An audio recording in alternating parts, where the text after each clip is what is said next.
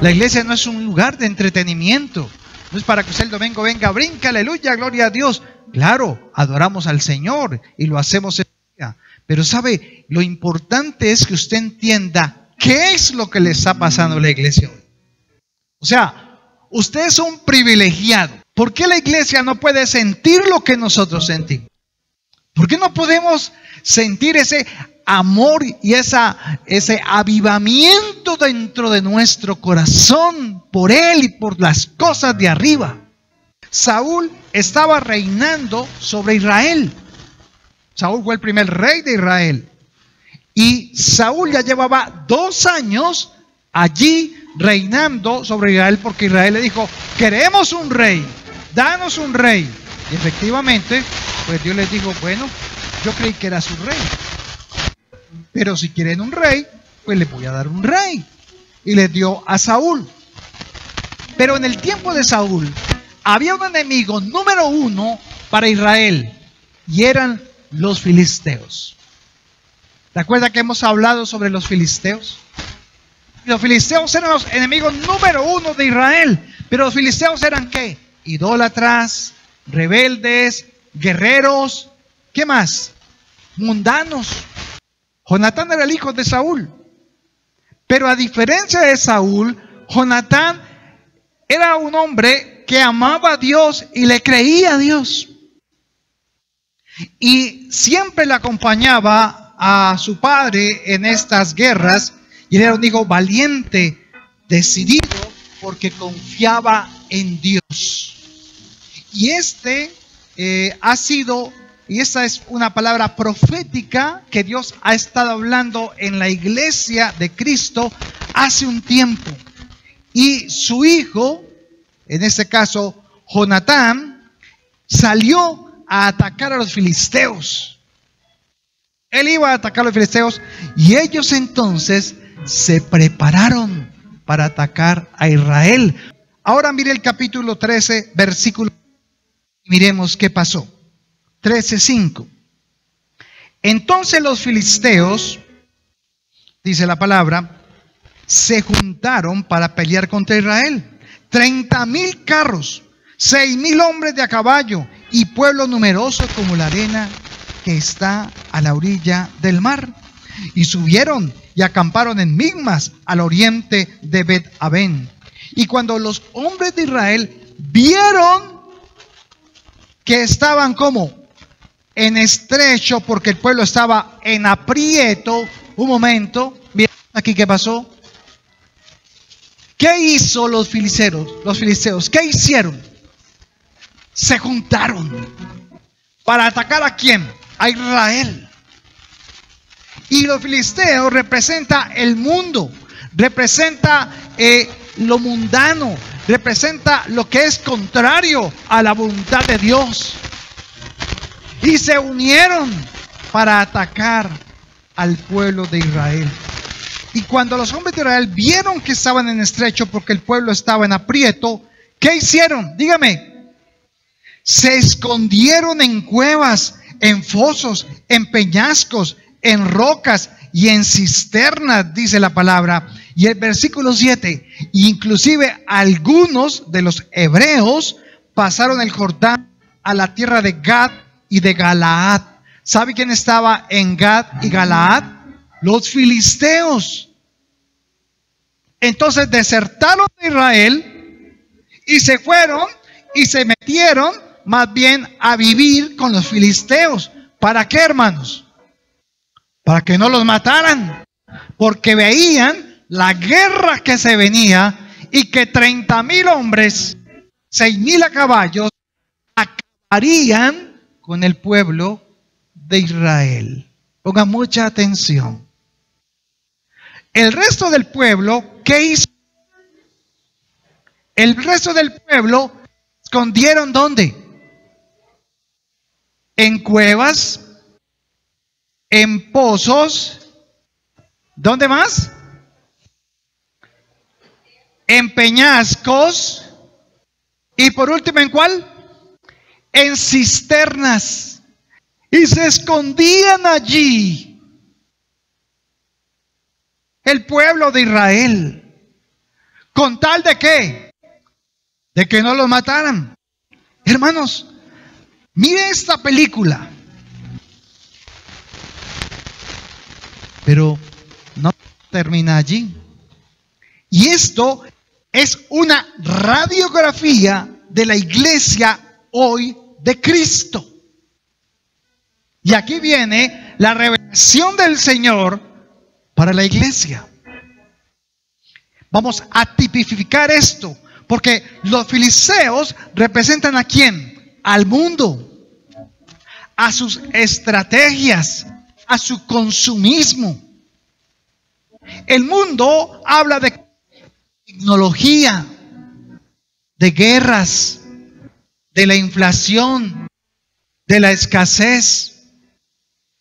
Habla también del poder del dinero. Y están hoy amedrantando a la iglesia de Cristo. ¿Cómo le parece? El mundo tiene sus estrategias, tiene su modelo, tiene su estilo, tiene su sistema. ¿Para qué? Para prestarle a la iglesia de Cristo. ¿Sabe cómo está la iglesia de Cristo dentro de este mundo? La iglesia de Cristo en este momento está asustada. ¿Cómo, hermana? Escondida. Está preocupada y angustiada y llenos de desesperanza e incertidumbre ante los acontecimientos mundiales. Hermanos, ¿qué hace la iglesia? Sí. ¿Por qué? Porque hemos aprendido a confiar ¿en qué? En lo que el mundo me está diciendo. En lo que el mundo me está diciendo como estrategia para aplicar en mi vida cristiana. ¿Dónde estaba la iglesia? ¿Dónde estaba Israel cuando el mundo, cuando los filisteos estaban unidos para poder atacar a Israel? Escondidos. Escondidos. Hermano, la iglesia ha tomado una postura de miedo. ¿Sabía eso? De miedo, de temblor. Y lo más impresionante que pasó después de la pandemia, de aislamiento. ¿Sabe que el 50% de la iglesia sigue en pandemia? ¿Qué hizo la pandemia? Nos escondió, nos aisló, nos guardó y allá sigue la iglesia. Y el mundo salió y siguió laborando y la iglesia se quedó en la casa. ¿Qué fue lo que nos hizo daño? ¿El encierro era malo? ¿El encierro por qué lo colocó el Señor? ¿Usted cree que la pandemia vino por qué? ¿Por obra y gracia del mundo? No. Dios tuvo que traer la pandemia. ¿Sabe para qué? Para que sus hijos se aislaran del mundo, pero con un propósito. ¿Cuál era? Buscarlo a Él, tener intimidad con Él, levantar los dones del Espíritu en cada uno de nosotros. Pero ¿qué hizo la iglesia? Se quedó dormida, se quedó escondida, se quedó aislada. ¿Y sabe? Mija, vamos a escuchar la predicación de la iglesia. Ay, sí. Ay, escuchemos a este. Hágale pues. Y empezamos las redes sociales. Y usted no podía ni manejar las redes sociales. Aprendió. ¿Sí o no? Aprendió. Que es que no podemos quedarnos atrás. Así que la iglesia, hermanos, tomó una postura de miedo y se quedó entre sus propias casas. Y se quedó apretada y asustada y encerrada, esperando a ver cuándo, ¿qué? Mejoramos. A ver cuándo mejora el mundo. A ver cuándo salimos con más tranquilidad. Eso es lo que hacemos. Unos se han ido a vivir a la manera del mundo. ¿Sabe eso? Después de la pandemia, muchos nos fuimos a vivir a la manera del mundo. En sus casas atesoradas y haciendo y tomando y comiendo con los que no son la luz. Y haciendo lo que el mundo hace. Y poniéndonos de acuerdo con quién. ¿Con el mundo o con Dios? Con el mundo. Y otros han ido más bien a esconderse en sus propias cuevas. Se aislaron del mundo y viven escondidos. Casi nunca los vemos. Casi nunca sabemos, ole, ¿qué pasó con la iglesia? ¿Dónde está la iglesia? El versículo 17 y miremos cómo es que el mundo va entrando a tomar el lugar y la posición de Dios en medio de aquel que dice que es Dios. Primera de Samuel capítulo 13, versículo 17. Mire lo que pasó. Y salieron merodeadores del campamento de los filisteos en 3 escuadrones. Un escuadrón marchaba por el camino de Ofra hacia la tierra de Sual. Otro escuadrón marchaba hacia Bet-Orón. Y el tercer escuadrón marchaba hacia la región que mira al valle de Seboín, hacia el desierto. Y en toda la tierra de Israel no se hallaba ¿qué? ¿Qué? Herrero, dice acá, en la Reina Valera. Porque los filisteos habían dicho, para que los hebreos no hagan espada ni lanzas. Por lo cual dice, todos los de Israel tenían que descender a los filisteos para afilar cada uno la reja de su arado, su azadón, su hacha o su hoz. Y el precio era un pin por las rejas de arado y por los azadones, y la tercera parte de un siclo por afilar las hachas y por componer las aguijadas. Vamos a explicar esto. Israel veía que venían los filisteos a atacarlos. Y Saúl estaba armando su ejército. Pero ¿cuál es el problema del ejército de Saúl? No había qué. No había con qué pelear. Y para los que querían pelear, tenían que coger su hacha, su azadón o su hoz e irse a ¿dónde? A los mismos filisteos para decirle, hermano, ¿será que usted me afila esta chita para poder pelear? Claro, ¿le vale cuánto? Un pin. ¿Dice un pin? ¿Cuánto dice en la otra versión? Un pin.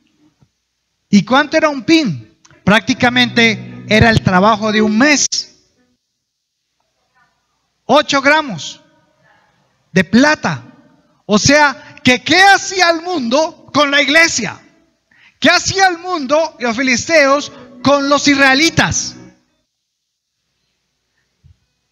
¿Le quitaban qué? La platica. Le quitaban su modus vivendi. Le quitaban sus ahorros. Le quitaban su capacidad de vida. ¿Para qué? Para que no pelearan contra ellos. ¿No le parece como curioso eso? Y dice que hoy, hermanos, hoy parte de la iglesia de Cristo ha decidido depender ¿de quién? Del mundo y de sus estrategias y de su sistema, para no depender ¿de quién? De Dios. Pero quieren ser cristianos, pero quieren ser hijos de Dios, pero quieren ganar las batallas, pero ni siquiera afilan su espada. ¿Por qué? Porque el mundo, ¿qué hace? ¿Qué le quita? Dígame, ¿qué le roba el mundo a los hijos de Dios? ¿Qué les roba? El tiempo, el dinero, el consumismo. Y cuando la iglesia quiere hacer algo, entonces tiene que pedirle permiso ¿a quién? Al mundo. Ay, hermano, vamos a hacer una vigilia. ¿Pero dónde? Si un salón vale mucha plata. Pero es que no tengo transporte para ir. Es que necesito y dependo ¿de qué? Del taxi. Hermano, vamos a meternos a estudiar la palabra de Dios. Vamos a aprender a discipular. Pero ¿cómo? Si ya tengo solo el pasaje para el domingo. Ay, pero hay que discipular a un hermano que vive por allá en una finquita y qué tal. Pero ¿cómo hago? Si no tengo plata para el transporte. ¿No ve que tengo que pagar la cuenta del celular? ¿No ve que tengo que pagar la cuenta de Netflix? ¿No ve que tengo que pagar la cuenta de Disney? ¿Tengo que pagar la cuenta de Premium, de la otra? Max Premium. Y entonces la iglesia no le queda plata ni para comprarle una Biblia al discípulo. Y usted dice, Señor, bendíceme, bendíceme. ¿Para qué? Si no inviertes en el reino de Dios, sino para tus propios deleites y tus placeres. Y hermanos, la iglesia, ponga atención, la iglesia del Señor está en una condición que si no tiene tecnología, si no tiene el celular, si no tiene videos, si no tiene redes sociales, si no tiene mensajes de texto del WhatsApp, si no lo invitan el domingo con una imagen que diga, hermano, venga para ver esa enseñanza que se va a compartir, entonces, ¿sabe qué pasa con el cristiano? No predica, comparte la palabra, no lleva el mensaje, no sale de su casa, no se congrega, no busca reunirse con la iglesia. Todos están resumidos y redimidos por el teléfono celular y una pantalla de un computador. ¿Cómo le parece? La iglesia se quedó con la estrategia del mundo. Pero ¿cómo predico, pastor? Yo quiero llevar la palabra, pero entonces voy a hacerlo más fácil. Tengo la tecnología, entonces le mando un mensajito y le mando un meme de Cristo. ¿Y usted cree que ya evangelizó? ¿Usted cree que reenvió un mensaje? Aleluya, Señor, gracias. Oro por mi hermano para que él sea tocado por el Espíritu, por este mensaje que le estoy enviando. Esa es la iglesia hoy. Confundimos la tecnología. Todavía hay hermanos que me dicen, hermano, ¿y cuándo va a subir la prédica? ¿A dónde? Pues para poder ver, vaya a la iglesia, congréguese, escuche la palabra de primera voz. No, pero es que no me queda ¿qué? Tiempo. No tengo ¿qué? Dinero para ir a la iglesia. No tengo que proveer. Hoy se recoge la canasta del amor. Gloria a Dios por los que pueden dar. Pero me esforcé, me acordé, compartí, di realmente de lo que había de abundancia en mí, o saqué la moneda, o saqué lo que sacó el fariseo.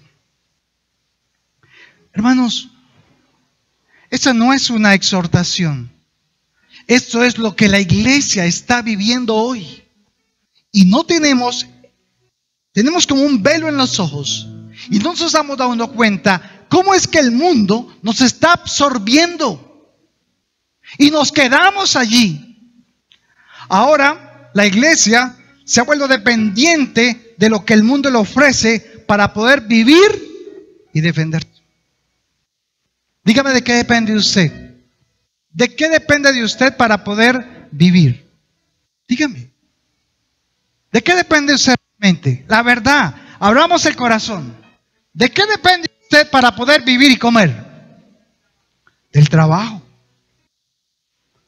de la pensión. Y esto es lo que ha hecho que usted viva dentro del sistema del mundo y dependa de quién, pues del mundo. Entonces usted no está dependiendo de Dios. No está dependiendo de Dios. Ya no hay quien busca al enfermo. Cada vez que vamos al hospital para ver a María Ladi o a los enfermos, ¿qué hay alrededor, hermanos? Enfermos. La iglesia no está yendo a los hospitales. ¿Por qué? Pero qué bueno que la iglesia se volcara y dijera, ¿a quién le predico? ¿A quién le hablo? Y cuando oramos allí por María Ladi un momentico, las hermanas oran por ella, ¿qué tal? Yo veo la cara de los otros enfermos, que son unas señoras, y todas son pidiendo, a ver, ore por mí también. Pero la iglesia, ¿dónde está? Estamos en una situación muy difícil. No hay plata para ir el domingo, menos para dar diezmos y ofrendas, ¿no? Hay que cuidar la platica, hay que cuidarla. No, aquí con el celular, aquí vemos la prédica, escuchamos por la radio. Yo creo que ya, yo le estoy cumpliendo a Dios. Esa es la manera en que la iglesia se está acomodando a lo que el filisteo, a lo que el mundo le está ofreciendo. Y su respuesta, hermano, y pensamiento es de pesar, de lástima. Está muerto. Tal vez la señora merecía morirse. Tal vez está en problemas. Tal vez se quiere suicidar. Bueno, Dios entenderá. Esa es la actitud de la iglesia hoy. Ven, escuchen desde su casa al vecino gritando, luchando, peleando y no se metan. Eso es problema de ellos. ¿Qué callado? Eso no es mi problema. Esa es la iglesia hoy. Y ¿le da lo mismo orar o no orar?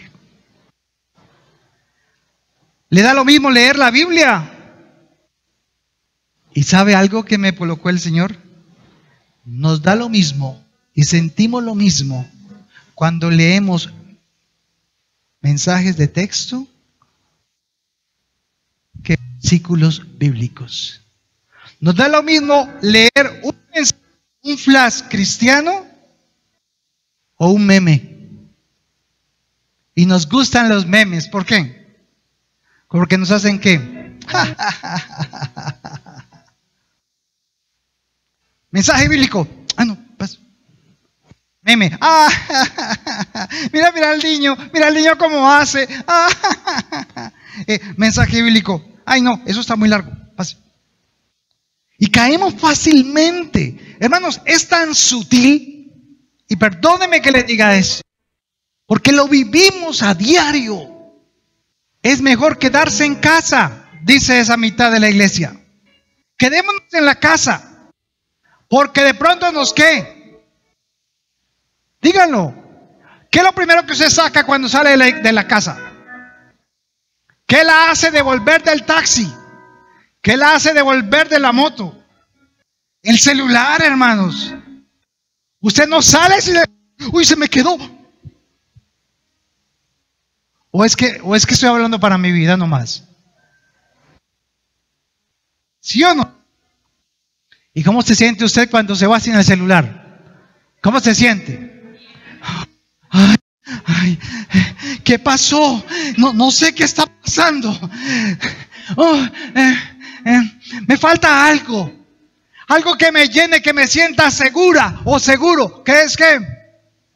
¿El celular? Entonces es mejor quedarse en casa porque me da miedo que me ¿qué? Que me roben. ¿Que me roben qué, hermanos? Dígame sinceramente, ¿que me roben qué? El celular. Es más, ni le interesa la plata que tenga. Le interesa más que el celular.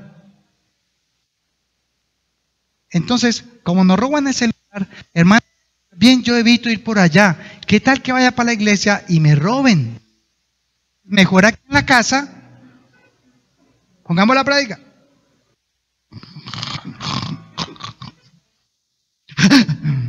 Uy, buena la prédica, hermanos. Nos lleva usted 5 minutos, 7 minutos y ya está durmiendo. Se lo aseguro.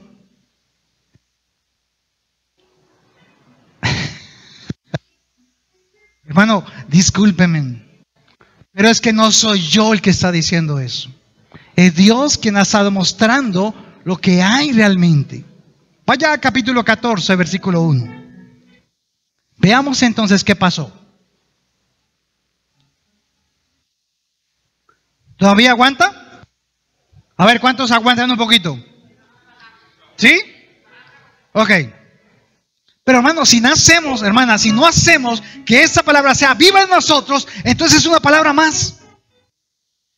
¿De qué me sirve a mí leer textos y leer textos si no lo podemos aplicar a la iglesia? Entonces, claro, pues para leer el pastor leyó el domingo, ¿lo leo dónde? En la casa. Pero a veces tenemos que despertar. Y lo que el Señor está haciendo hoy es despertando nuestro espíritu, diciéndole, iglesia, ¿qué te pasa? 1 Samuel capítulo 14, versículo 1. Aconteció entonces un día que Jonatán, hijo de Saúl, dijo a su criado que le traía las armas, ven y pasemos a la guarnición de los filisteos, que está de aquel lado. Y no lo hizo saber a su padre Saúl. Y Saúl se hallaba en el extremo de Gabaa, debajo de un granado que hay en Migrón, y la gente que estaba con él, ¿eran cuántos? ¿Cuántos? 600 hombres. ¿Qué estaban haciendo?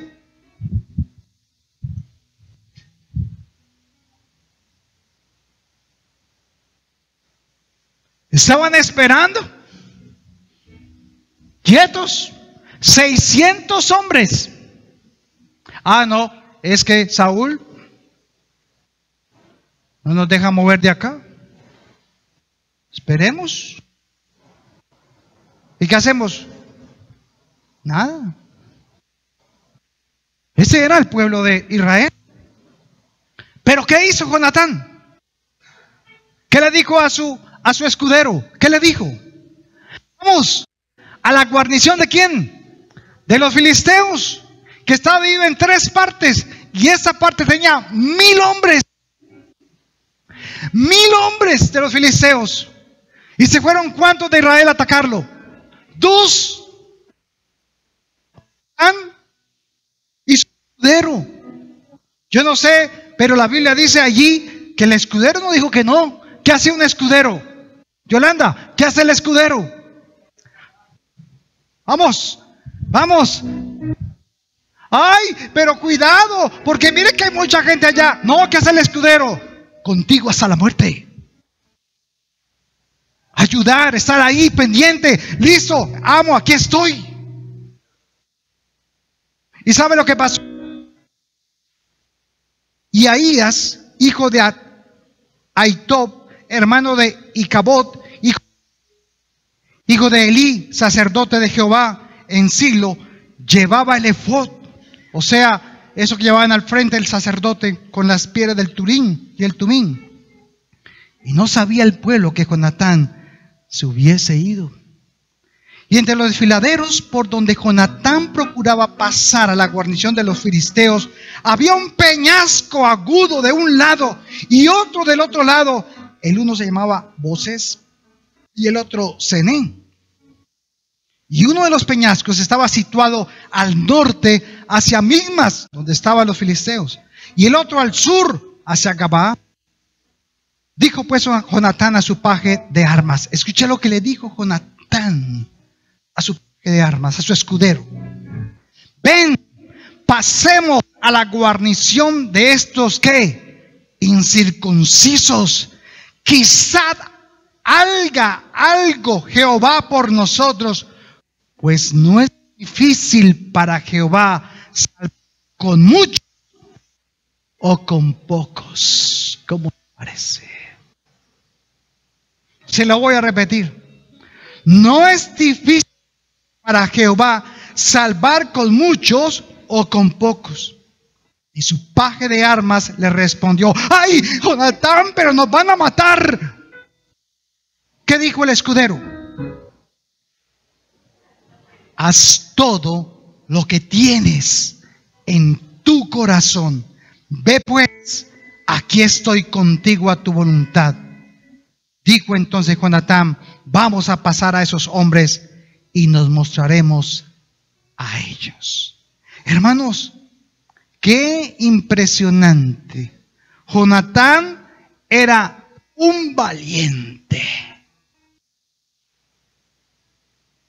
Él, como hijo del rey, ¿qué podía hacer? Bueno, mandemos estos 10 soldados. Y según como le vaya a ellos, entonces nos vamos nosotros. O mandemos unos 100. A ver, montemos la estrategia que el mundo nos enseña. Pero, ¿él qué hizo? Yo voy. ¿Y qué le dijo el escudero? Ven, no nos durmamos, no esperemos, arranquemos. Saúl estaba con 600 hombres, ¿dónde?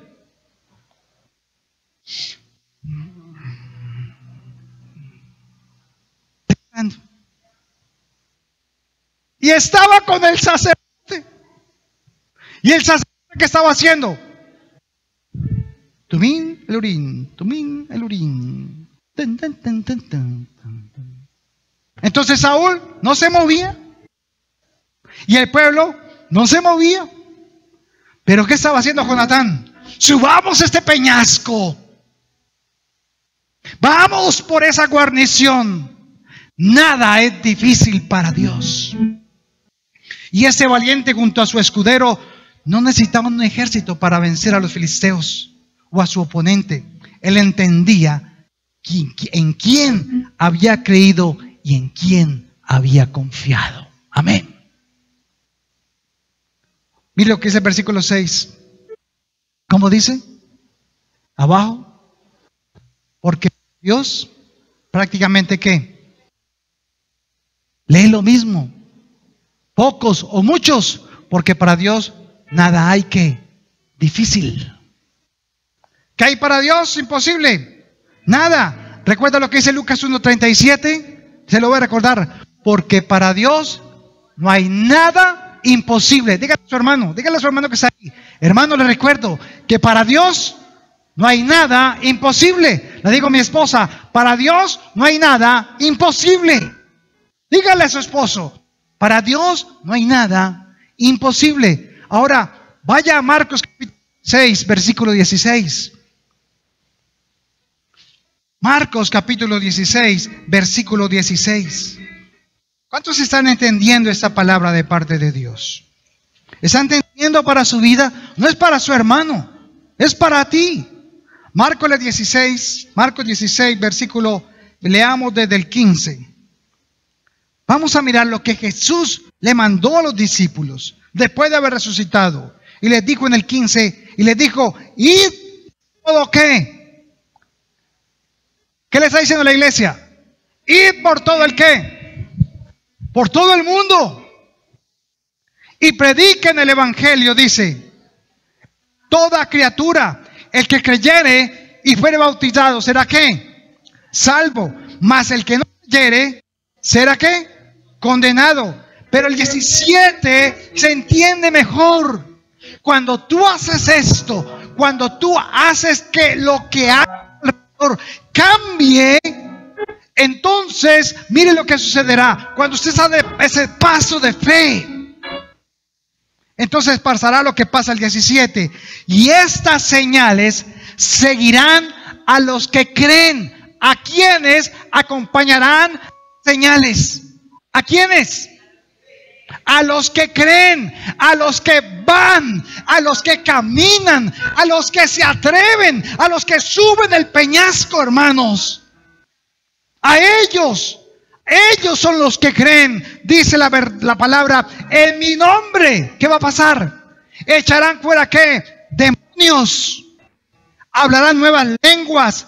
Tomarán en las manos ¿qué? Serpientes. Y si bebieren cosa mortífera, no les hará daño. Sobre los enfermos pondrán sus manos y Los señales están para quienes, para los que creen, pero el que cree da el primer ¿qué? Paso. No se queda en la casa, no se acomoda, no espera, sino que hacen como Jonatán, un hombre valiente. ¿Para qué? Para, vamos, vamos. Hermanos, esto es lo que la iglesia no ha podido entender. En este momento estamos ahí. Estamos en ese momento. Recuerda entonces Isaías 40, recuérdelo, son versículos que usted debe saber. Isaías 40, versículo 29, dice, ¿qué dice? Recuerden, leámoslo. ¿Qué dice? Isaías 40, versículo. Deberíamos subrayarlo para aprendérnoslo de memoria. Dice entonces acá, Él da esfuerzo ¿a quién? Al cansado. Y multiplica la fuerza al que no tiene ningunas. Me imagino a Jonatán subiendo por ese peñasco, cansado de sus manos, de sus pies, pero subiendo y diciendo, yo sé para qué voy. Yo sé para qué voy. Yo sé quién va conmigo. Y él caminó en esa fe. Y dice, los muchachos que se cansan, los jóvenes flaquean y caen. Pero los que esperan a Jehová tendrán que nuevas fuerzas, levantarán como las águilas, correrán y no se cansarán, caminarán y no se fatigarán. Y eso es lo que el Señor está diciendo hoy. ¿A quién le estás sirviendo? ¿Le estás sirviendo a Dios con la estrategia del mundo? ¿O le estás sirviendo a Dios a la manera de Dios? ¿Qué te está diciendo Marcos 16? Y estas señales seguirán a quienes, a los que creen. En mi nombre echarán fuera demonios. ¿Los demonios se les sujetan, hermano? ¿Usted está viendo cómo los demonios se sujetan a la palabra que usted habla? ¿Usted está orando por el enfermo y se está levantando? ¿O sigue diciendo, si Dios quiere, pues lo va a levantar? Si Dios quiere, lo va a sanar. Y si tiene un demoniecito, pues Dios se lo va a sacar. Mientras tanto, mandemos este meme. Uy, para que se convierta, Señor. La iglesia no está para eso. La iglesia está para cambiar el mundo. Amén. Estamos siendo transformadores. Dice, no piensen como el mundo. No se limiten a la manera en que el mundo piensa. ¿Qué hizo Jonatán? Dígame, ¿qué hizo Jonatán? ¿Qué está haciendo Jonatán? ¿Está haciendo lo que papá le estaba diciendo? No, él decía, primero hay que servir y atender y obedecer a Dios antes que ¿qué? Que a los hombres. ¿Quién dice eso? El que tiene comunión con Dios. Antes, hermano, antes que ayunar, que orar, que interceder, que nos congreguemos, que escuchar la voz de Dios, que intimar con Dios y hacer su voluntad. ¿Sabe qué preferimos? ¿Sabe qué prefiere la iglesia? Eso no es con usted, con la otra iglesia. ¿Sabe qué preferimos? Leer el meme, hacer la danza, reenviar el chiste, mandar carita feliz, aplausito. ¡Qué hermoso mensaje! ¡Tan lindo! Porque es que es más fácil. No me cuesta. Y no me roba el tiempo. Porque si tengo que visitar a un hermano, me voy a gustar ¿qué? 2 horas. El bus, la ida de esto, el chocolatico, el orar por él, el compartir la palabra. No, hermana, más bien, hermana, te amo, estoy orando por ti. No nos cuesta. Y la iglesia, mis hermanos, cayó en la estrategia que el mundo le está brindando a ella. Estoy cansado de abrir mi Facebook y ¿sabe qué encuentro? Estrategias para que tu iglesia crezca. Empieza con esto, con esto, con esto. Es el primer paso, este paso. El mundo me está enseñando cómo hacer iglesia. Eso es lo que estoy viendo en los pastores, en todos ellos. Buscando qué nos inventamos. Y van al mundo a pedir la estrategia. ¿Cuál es la estrategia de Dios para ganarse al mundo? Dígame cuál es la estrategia. No, oración, lectura de la palabra, congregarse, reunirse. ¿Por qué? ¿Cuántas veces cambia? Dios cambia, hermanos. Él es inmutable, no cambia. Entonces, ¿cuál es la estrategia de Dios para ganarse a su familia? ¿Cuál es la estrategia de Dios para ganarse al mundo? ¿Cuál es la estrategia de Dios para ganarse al vecino? ¿Cuál es? Dígamela. Hay que orar, pero requiere tiempo. Hay que interceder, pero hay que doblar rodilla. Hay que leer la palabra, requiere tiempo. Hay que interceder, sí. Y el domingo, ¿qué hay que hacer? Congregarse.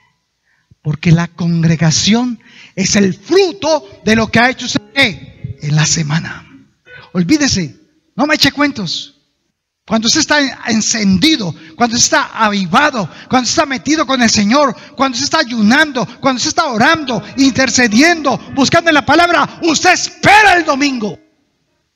Porque quiere adorar a Dios. Pero con todo el respeto de mis hermanos, los amo. Pero habían 6, 5 cantando acá esa mañana. Y miré la iglesia. Y no estaban cantando. Ahí. Y hasta se cansan y se tienen que sentar. Discúlpeme que le diga esto. Pero se nota cuánto de Dios tenemos adentro. Cuánto realmente vibra en nuestro corazón el Señor. Y tal vez sea una palabra de exhortación. Y tal vez usted no quiera volver. Pero como lo he dicho muchas veces, 2 o 3 congregados en su nombre, yo estaré donde, ahí. Yo estaré ahí. No estamos pidiendo que esto se llene. Estamos pidiendo que los que habemos sintamos el fuego del Espíritu Santo. Así que, hermanos, hemos perdido la comunión con Dios a causa de las estrategias del mundo. Ya no evangelizamos. ¿Saben qué terminó la iglesia en la evangelización? ¡Ay, tan bonito! Ya lo evangelicé. Ya le mandé el mensajito. Porque de tal manera amó Dios al mundo. Ay, Señor, ya cumplí. Patrañas. Esas son estrategias del mundo. Pero cuando usted dice que va a hacer la voluntad de Dios, ¿qué hace en casa? Despertó usted a medianoche, no duerme. ¿Qué tiene que hacer? ¿Por qué? ¿Por qué Dios quiere que ayunemos como hoy? O tal vez usted no vino en ayuno porque, ¡ay! Era ayuno. Yo no sabía. ¡Ay! Había que traer algo. No, pero ¿qué más que vengo yo? O sea, usted puede tener la mejor justificación del mundo, pero la razón del ayuno, de la intercesión, de la oración, del buscar de Dios, de leer la palabra, de interceder, ¿es para qué? Para que sea como Jonatán, un valiente que dice, vamos ese peñasco. Vamos, tenemos la fe, tenemos al Dios de lo imposible con nosotros. Pero estamos, la iglesia, tan acomodada, que entonces no se puede cumplir lo que dice la palabra.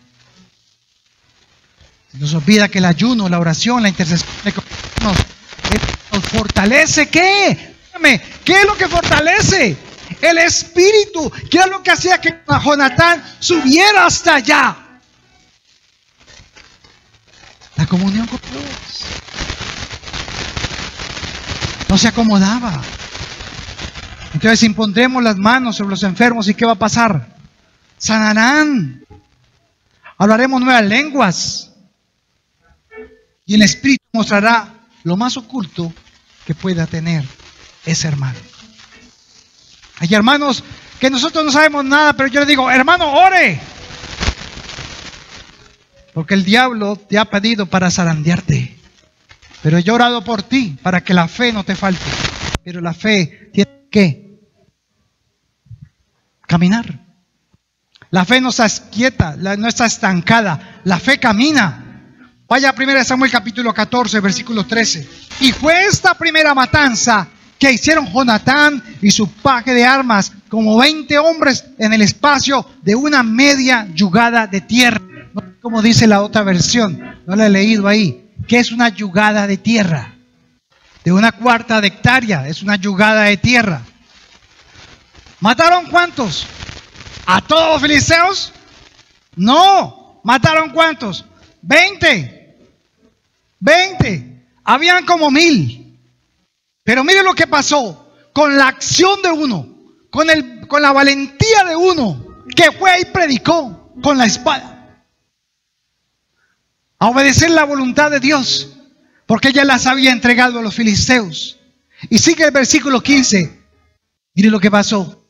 Cuando un valiente se levanta, cuando un valiente predica la palabra, cuando un valiente toma acción en medio de la fe que dice creer. Versículo 15. Y hubo pánico en el campamento por el campo y entre toda la gente, la guarnición de los filisteos. Y los que habían ido a merodear, también ellos tuvieron ¿qué? Pánico. Y la tierra, ¿qué pasó? Tembló. Hubo pues gran consternación. Y los centinela de Saúl vieron desde Gabaá de Benjamín como la multitud estaba turbada e iba de un lado a otro y era deshecha. ¿Era qué? Deshecha. ¿Qué pasó en la guarnición de los filisteos? ¿Qué pasó en el mundo con ese valiente? ¿Qué pasó? ¿Hubo qué? Gran consternación. Hubo alboroto. Hubo temblor. Hubo un ¿cómo se llama eso? Cuando hay un temblor. ¿Hay qué? Pánico. El mundo estaba ¿qué? Estaba aterrado. El mundo estaba preocupado porque uno se levantó y dijo: el Señor es mi pastor, nada me faltará, en delicados pastos me hará descansar, confortará mi alma. No te he dicho que si crees verás la gloria de Dios, porque al que cree todo le es ¿qué? Posible. No he visto a justo desamparado, tendencia que mendigue ¿qué? Pan. Esa es la iglesia que está avivada. Ese es el valiente que se levanta hoy. Eso es lo que está pidiendo Dios. Pero el pueblo se quedó en la pandemia. El pueblo se quedó allá. Y cogió la tecnología y le dio 3 vueltas. Y cambió el sermón del domingo, el sermón de Facebook. Y cambió el sermón por el sermón de YouTube. Y cambió el mensaje de Dios por el escrito o el meme. Y todavía la iglesia se pregunta: ay, ¿y qué tal que nos roben el celular? ¿Pero qué debe hacer el valiente como Jonatán? Se levanta, se para, ora en su casa, ora por esa alacena vacía, por esa nevera que usted todos los días la ve y trata de abrirla para ver si hay algo, y sigue siendo simple, sola, sencilla y sin nada. Y usted: ay Señor, pero ¿qué debe hacer el valiente? ¿Qué hace el Hijo de Dios? ¿Qué hace? Se levanta como las alas, se levanta y Dios le da las fuerzas como un búfalo. Y entonces ¿qué hace? Señor, en el nombre de Cristo Jesús, oro por mi casa, oro por mi familia, oro por mis hijos, oro por mi vecino. Que la gracia llegue hasta allá, que sea tocado el que vive, mi lado, que sea, Dios mío, tocado el padre o el profesor de mi hijo. Señor, que toque en mi trabajo a aquellos que me rodean. Señor, hazme gracia delante de ellos, que ore por los enfermos y que milagros sucedan. Así que, ¿cuántos valientes hay acá? 6. ¿Cuántos valientes hay acá? Hermanos, los valientes de Cristo, el solo hecho de si ya va a sacar que se levanta. Se levanta porque se levanta. Nos vamos para la iglesia, nos congregamos en el nombre del Señor. Necesito la bendición de Dios, necesito de Él. Ahora, mire el versículo 20. Vamos rápido. Versículo 20. Mire lo que pasó. El alboroto está allá arriba. Jonatán está matando a diestra y siniestra. ¿Y sabe qué hacía el escudero? Jonatán venía, luchaba contra se caía y el escudero venía para atrás hasta vivir. Lo acababa de matar. Eso es lo que hacía el escudero. No, que no quede vivo, mataba de una vez. Y ese gran vuelo y esa bulla y ese temblor y la decía Saúl. Y mire lo que dice el versículo 20. Y contando Saúl a todo el pueblo que con él estaba, llegaron hasta el lugar de la batalla. ¡Ay, pelea! ¿Quién salió a pelear? ¿Quién? ¿Pero quién fue? A ver, sacerdote, ¿quién fue? ¿Quién fue? ¿Qué es lo que está pasando allá? Y se dieron cuenta que era el hijo. Que el hijo se había ido a pelear solo con el escudero.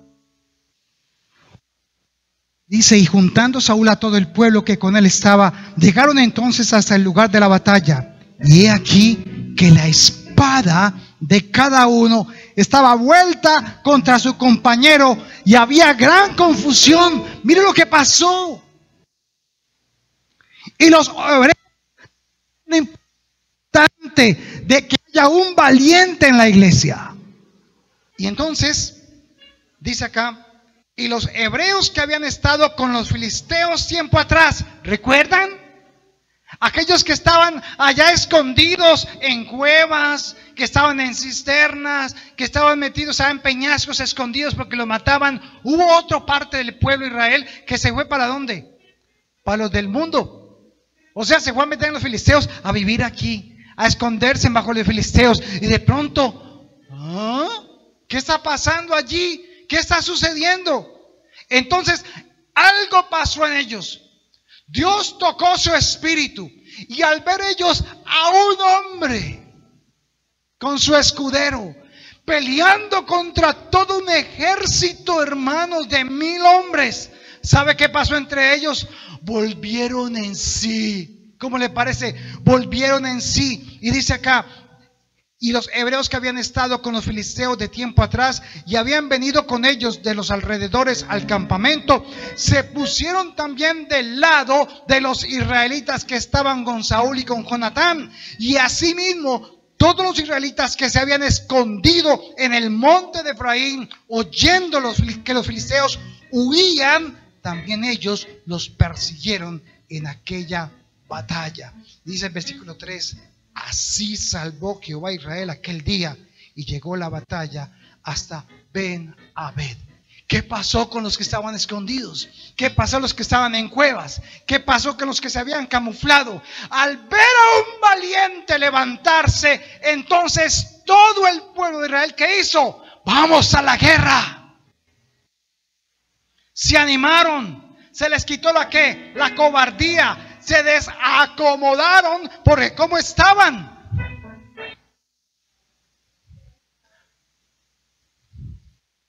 En el televisor,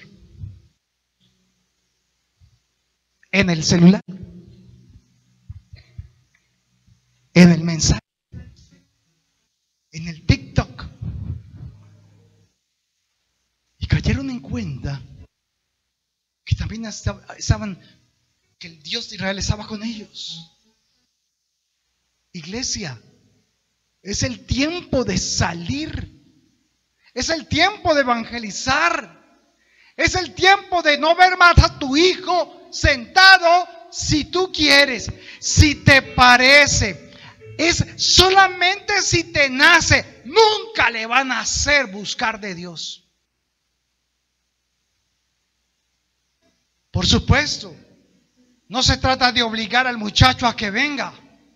Se trata de que usted ore, interceda, ayune, lea la palabra, mensajes de textos, sí, WhatsApp, sí, hasta memes, pero que Dios se los dé a usted. No para que usted reenvíe. Esa es la clave. Entonces usted va a llegar, hijo, es tiempo de ir a la iglesia. ¿Sabe qué va a pasar con él? Claro, papá, necesito de Dios. Porque ya ha luchado espiritualmente por él. Si no hacemos eso, terminaremos en cuevas. Si es que ya no estamos. ¿Dónde estás hoy? ¿Dónde estás? Hermanos, Dios quiere prosperar tu camino, tu tierra, tu vida, en esta y en la venidera. ¿Sabía eso?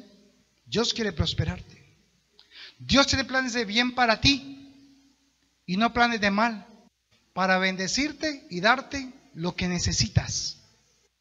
Pero la puerta, la llave, ¿quién la tiene? Tú. Tú tienes la llave que abre la bendición de Dios. Pero ¿cómo la tienes? Bien guardada en tu corazón. Es que eso es un tesoro y es para mí. ¿Qué dice la palabra?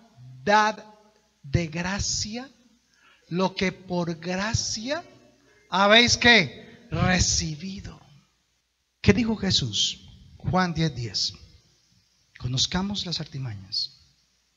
Juan 10:10.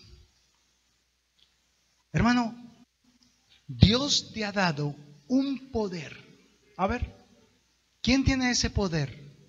¿Cuál era el poder que tenía Jonatán en ese momento para subir un peñasco? ¿Cuál fue el poder que Jesús nos dio a nosotros cuando Él partió? Levante la mano el que tiene el Espíritu Santo. ¿Usted tiene el Espíritu Santo? ¿En dónde? ¿En dónde tiene el Espíritu Santo?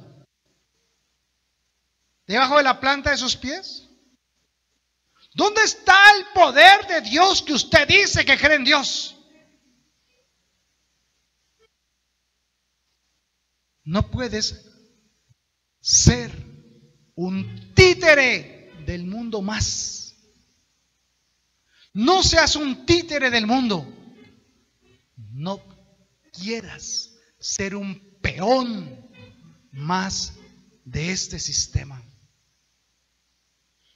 No puedes depender del mundo y del dinero del mundo. Tienes que depender de Dios en tu vida.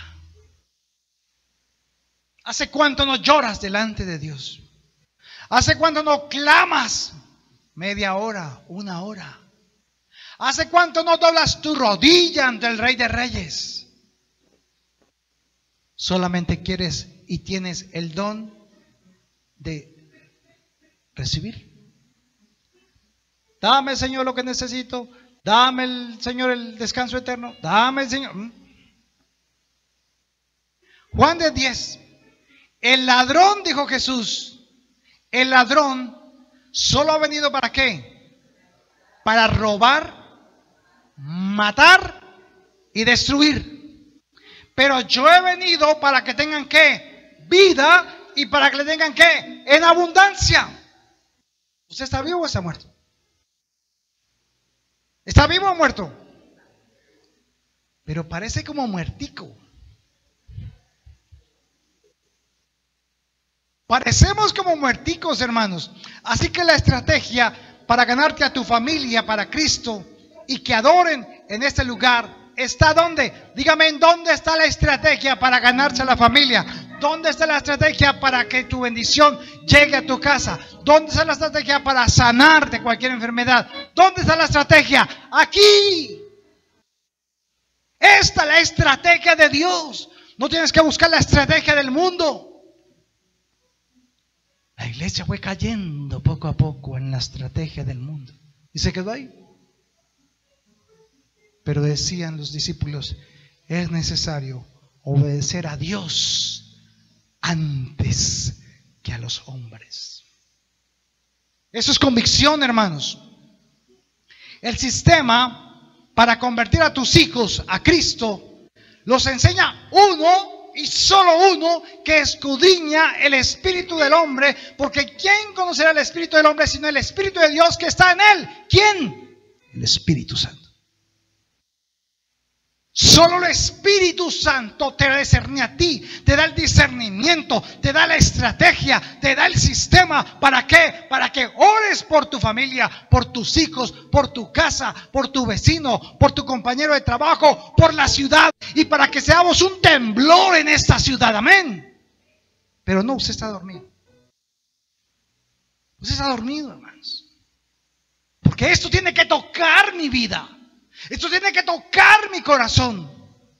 Por eso, tus finanzas no dependen de una ruleta rusa. Porque estamos dependiendo de la estrategia del mundo. Dependiendo de lo que el dinero me paga del mundo.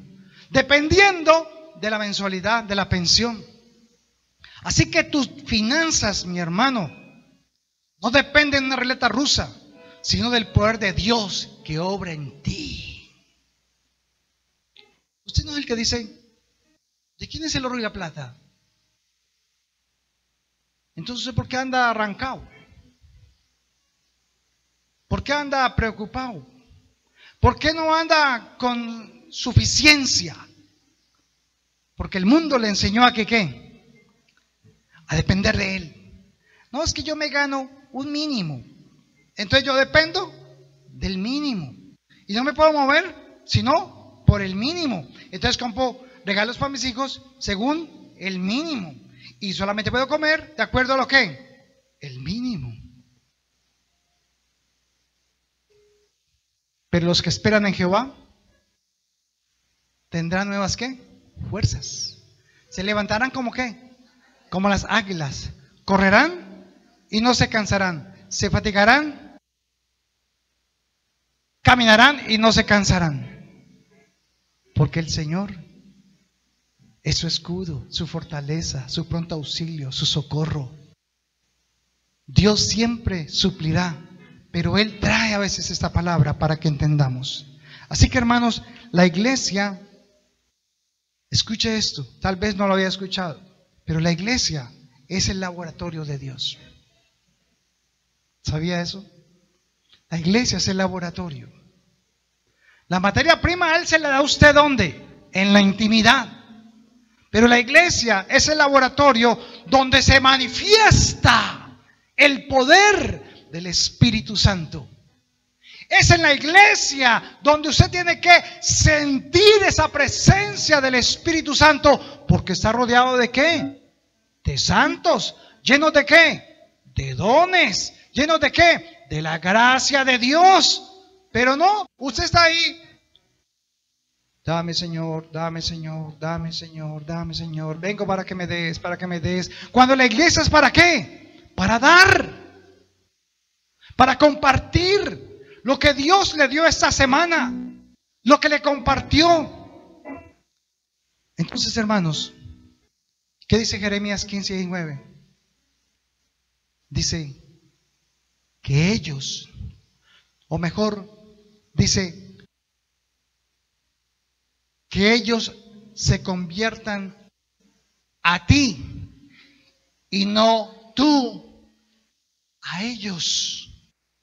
Nosotros no pensamos como el mundo. Nosotros no dependemos del mundo. Nosotros dependemos de Dios. Amén. Termino con 2 de Timoteo, capítulo 2. Segunda carta a Timoteo, capítulo 2. Discúlpeme en iglesia que les comparta esta palabra, pero si es palabra de Dios,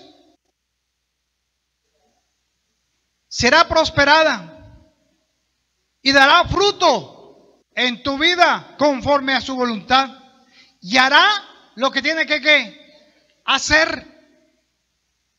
Hablábamos hace 8 días de los hipócritas. Aquí somos tan santos y afuera.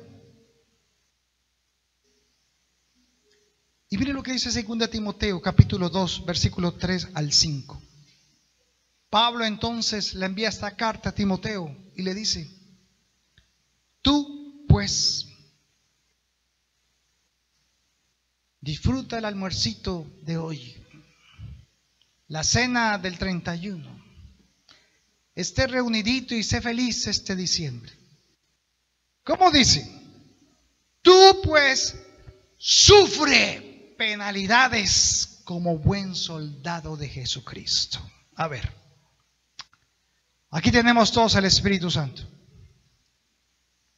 ¿Cuántos de aquí son soldados como Jonatán?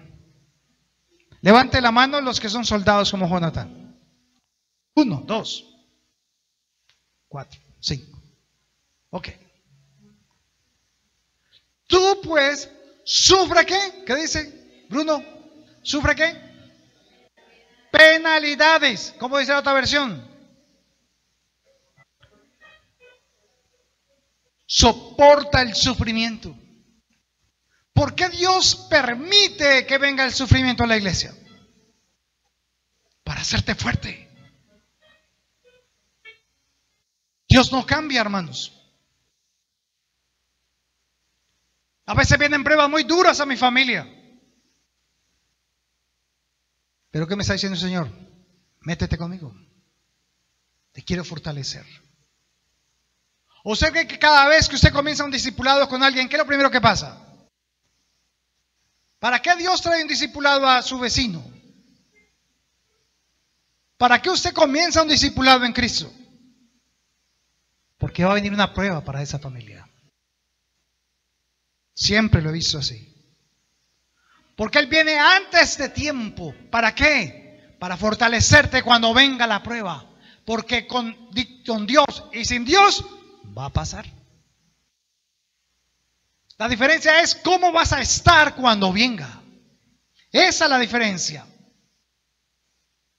Sufre penalidades como buen soldado de Jesucristo. Ninguno que milita se enreda en los negocios de la vida a fin de agradar a aquel que lo tomó por soldado. Y también, hasta ahí, y el 5. Y también el que lucha como atleta no es coronado, sino lucha legítimamente. Versículo 15. Procura con diligencia presentarte a Dios como aprobado, como obrero que no tiene de qué avergonzarse, que usa bien la palabra de Dios, la palabra de verdad, mas evita profanas y vanas palabrerías, porque conducirán más y más a la impiedad. Más, versículo 17, y su palabra carcomerá como gangrena. Escuche, de los cuales Himeneo y Fileto, que se desviaron de la verdad, diciendo que la resurrección ya se efectuó, y trastornan la fe de algunos.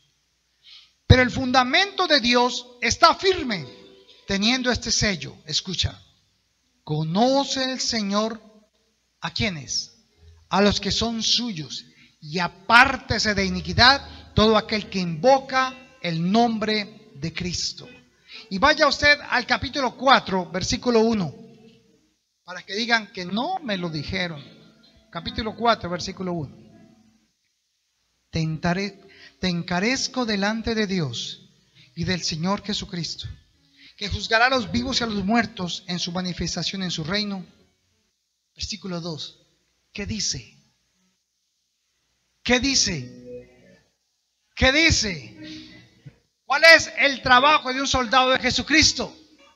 Predique la palabra, que instes a tiempo y fuera de tiempo, redarguye, reprende, exhorta con paciencia y con doctrina, porque vendrá un tiempo cuando no sufrirán la sana doctrina, sino que teniendo comezón de oír, se amontonarán maestros conforme a sus propias concupiscencias, y apartarán de la verdad el oído y se volverán a las fábulas.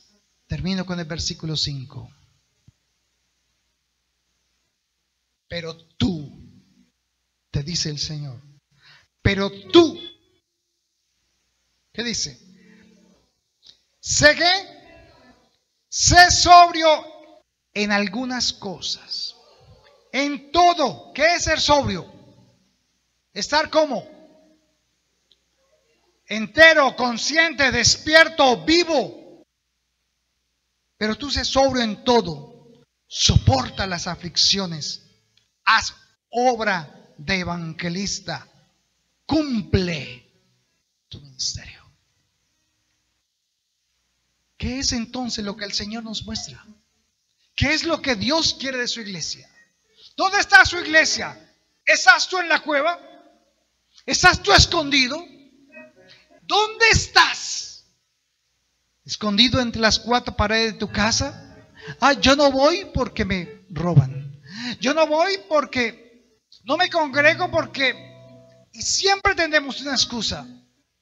Pero solo los valientes arrebatan el reino de los cielos.